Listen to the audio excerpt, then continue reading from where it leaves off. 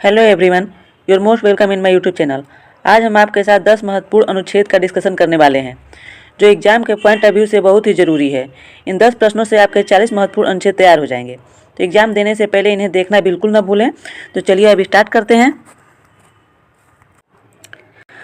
आज का पहला प्रश्न है, निम्नलिखित में से कौन सा अनुच्छेद सर्वोच्च न्यायालय की स्थापना और गठन से संबंधित है? ए अनुच्छेद 124, बी अनुच्छेद 197, सी अनुच्छेद 202 और डी अनुच्छेद 162। तो इसका राइट आंसर है अनुच्छेद 124। अब और तीनों अनुच्छेद के बारे में बात कर लेते हैं। तो अनुच्छेद 197 धन विधेयकों के अलावा अन्य विधेयकों के संबंध में विधान परिषद की शक्तियों पर प्रतिबंध से संबंधित है। और अनुच्छेद 202 भारतीय संविधान में वार्षिक वित्तीय विवरण की प्रक्रिया को स्थापित करता है। और अनुच्छेद 162 भारतीय संविधान के अनुच्छेद 162 का संबंध जो है राज्य की कार्यपालिका शक्ति से है। नेक्स्ट क्वेश्चन, निम्नलिखित में से कौन सी अवधारणा अनुच्छेद 14 से ली गई है जो इस विचार को मजबूत करती है कि समान मामलों को समान रूप से व्यवहार किया जाना चाहिए? ए शक्तियों का पृथक्करण का सिद्धांत, बी उचित वर्गीकरण का सिद्धांत, सी न्यायिक समीक्षा का सिद्धांत, डी कानून का शासन। तो इसका राइट आंसर है बी उचित वर्गीकरण का सिद्धांत।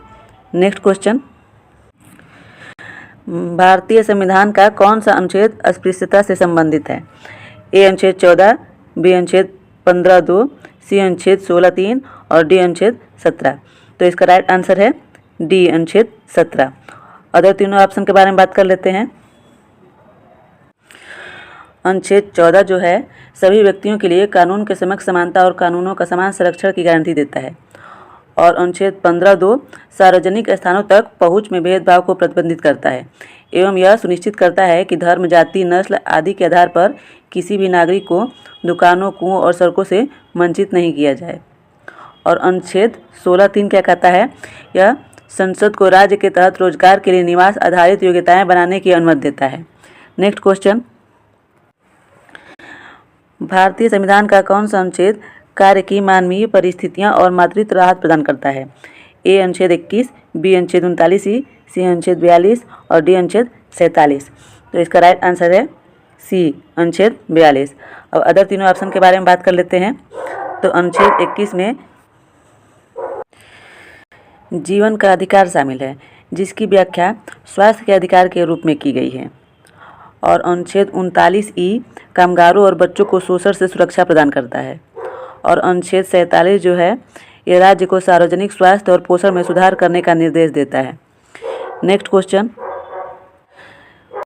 भारतीय संविधान का निम्नलिखित में से कौन सा अनुच्छेद सार्वजनिक स्थानों तक पहुंच में भेदभाव का निषेध करता है? अनुच्छेद ए अनुच्छेद 14, बी अनुच्छेद 15(2), सी अनुच्छेद 16(3) और डी अनुच्छेद 17। इसका राइट आंसर है अनुच्छेद 15(2). अदर तीनों ऑप्शन के बारे में बात कर लेते हैं। तो अनुच्छेद 14 जो है यह सभी व्यक्तियों के लिए कानून के समक्ष समानता और कानूनों का समान संरक्षण की गारंटी देता है। और अनुच्छेद 16(3) संसद को राज्य के तहत रोजगार के लिए निवास आधारित योग्यताएं बनाने की अनुमति देता है। और अनुच्छेद 17 अस्पृश्यता को समाप्त करता है। नेक्स्ट क्वेश्चन, भारतीय संविधान के अनुच्छेद 371 में विशेष प्रावधान किस राज्य की स्थिति से संबंधित है? ए मिजोरम राज्य, बी असम राज्य, सी मणिपुर राज्य और डी सिक्किम राज्य। तो इसका राइट आंसर है ए मिजोरम राज्य। अब अदर तीनों ऑप्शन के बारे में बात करते हैं। तो अनुच्छेद 371 बी जो है वो असम राज्य को विशेष दर्जा प्रदान करता है, 371 बी। और अनुच्छेद 371 सी जो है वो मणिपुर राज्य को विशेष दर्जा प्रदान करता है। और सिक्किम राज्य को अनुच्छेद 371 एफ जो है वो सिक्किम राज्य को विशेष दर्जा प्रदान करता है। नेक्स्ट क्वेश्चन, भारत के संविधान के कौन से अनुच्छेद में राज्यों में विधानमंडलों के संविधान का प्रावधान है? ए अनुच्छेद 167, बी अनुच्छेद 165, सी अनुच्छेद 163 और डी अनुच्छेद 168। तो इसका राइट आंसर है डी अनुच्छेद 168।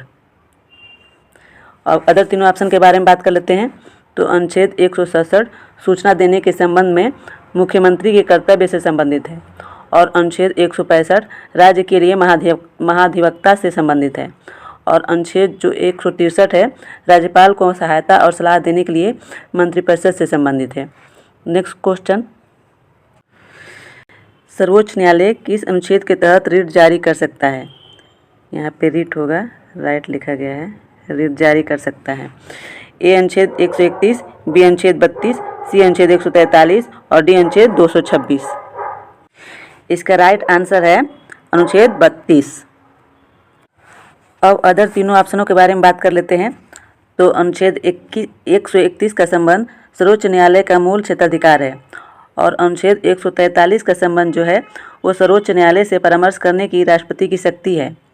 और अनुच्छेद 226 रिट जारी करने के लिए उच्च न्यायालयों को शक्तियों से संबंधित है। ये उच्च न्यायालय से संबंधित है और ये जो है ये सर्वोच्च न्यायालय से। अनुच्छेद 32 जो है सर्वोच्च न्यायालय से।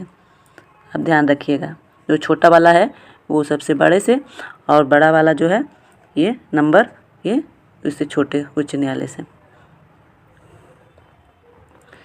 नेक्स्ट क्वेश्चन, अनुच्छेद 239 किससे संबंधित है? ए उपराज्यपाल द्वारा केंद्र शासित प्रदेशों का प्रशासन और बी उपराष्ट्रपति द्वारा केंद्र शासित प्रदेशों का प्रशासन और सी प्रधानमंत्री द्वारा केंद्र शासित प्रदेशों का प्रशासन और डी कैबिनेट मंत्रियों द्वारा केंद्र शासित प्रदेशों का प्रशासन। तो इसका राइट आंसर है बी उपराष्ट्रपति द्वारा केंद्र शासित प्रदेशों का प्रशासन। 9th क्वेश्चन में यहाँ आप करेक्ट कर लीजिएगा, यहाँ पे उपराष्ट्रपति नहीं राष्ट्रपति होगा, राष्ट्रपति द्वारा केंद्र शासित प्रदेशों का प्रशासन। नेक्स्ट क्वेश्चन, अभी इसमें कुछ कन्फ्यूजन पॉइंट भी जान लेते हैं। तो अनुच्छेद जो है 39AA 239AA जो है यहाँ पे लिख देते हैं 239AA, ये दिल्ली से संबंधित विशेष प्रावधान है इसमें। और भारतीय संविधान का भाग 8 जो है ये केंद्र शासित प्रदेश से संबंधित है। और तीसरा जो पॉइंट है तो हमारे संविधान में अनुच्छेद 239 से 242 के बीच भारत के केंद्र शासित प्रदेश का वर्णन किया गया है। चलिए नेक्स्ट क्वेश्चन, भारतीय संविधान का कौन सा अनुच्छेद नागरिकता से संबंधित है? ए 3 से 10, बी अनुच्छेद 4 से 11, सी अनुच्छेद 5 से 11 और डी अनुच्छेद 6 से 11। इसका राइट आंसर है अनुच्छेद 5 से 11। तो अब हम इसके बारे में डिटेल से बात कर लेते हैं। तो अनुच्छेद 10 क्या करता है? यह प्रत्येक व्यक्ति जो इस भाग के किसी भी पूर्ववर्ती प्रावधान के तहत भारत का नागरिक है या संसद द्वारा बनाए जा सकने वाले किसी भी कानून के प्रावधानों के अधीन है, ऐसे नागरिक बने रहते हैं। ये अनुच्छेद 10 में बताया गया है। और अनुच्छेद 5 में क्या बताया गया है? तो अनुच्छेद 5 में संविधान के लागू होने पर भारत में नागरिकता के अधिकार प्रदान किए गए हैं, जो इस संविधान के लागू होने से पूर्व प्रत्येक व्यक्ति जो भारत के क्षेत्र में अपना अधिवास रखता है। और अनुच्छेद 11, ये 3 जगह अनुच्छेद 11 ही दिया हुआ है। तो अब इसके बारे में बात कर लेते हैं। तो यह संसद को नागरिकता के अधिग्रहण और समाप्ति के संबंध में कोई प्रावधान करने और इससे संबंधित सभी मामलों को लागू करने का अधिकार देता है। और अनुच्छेद 6 क्या कहता है? इसने कुछ ऐसे व्यक्तियों को नागरिकता के अधिकार प्रदान किए हैं जो भारत से पाकिस्तान चले गए हैं। और अनुच्छेद 7 के बारे में बात करते हैं। तो यहाँ दिया नहीं गया है लेकिन आपको जानना बहुत ज़रूरी है। तो अनुच्छेद 7 के बारे में, ये अनुच्छेद 7 में पाकिस्तान में कुछ प्रवासियों को नागरिकता के अधिकार प्रदान किए गए हैं। अब अनुच्छेद 8 के बारे में भी बात कर लेते हैं। अनुच्छेद 8 में भारत के बाहर रहने वाले भारतीय मूल के कुछ व्यक्तियों को नागरिकता के अधिकार प्रदान किए गए हैं। और अनुच्छेद 9 में क्या कहा गया है? अनुच्छेद 9 में यदि कोई व्यक्ति स्वेच्छा से किसी विदेशी राज्य की नागरिकता प्राप्त कर लेता है तो वह भारत का नागरिक नहीं रह जाएगा। और आगे आपके लिए कुछ होमवर्क भी है। तो आपके लिए ये होमवर्क है कि आप ये बताइए कि अनुच्छेद 3 और अनुच्छेद 4 में क्या है। इस प्रकार 10 क्वेश्चन से आपके 40 अनुच्छेद तैयार हो गए। और आप इस वीडियो को एग्जाम में जाने से पहले ज़रूर देखिए ताकि आपके 40 अनुच्छेद क्लियर हो जाएं। तो मिलते हैं अब अगले वीडियो में। हंसते रहिए, मुस्कुराते रहिए। Thank you, have a nice day.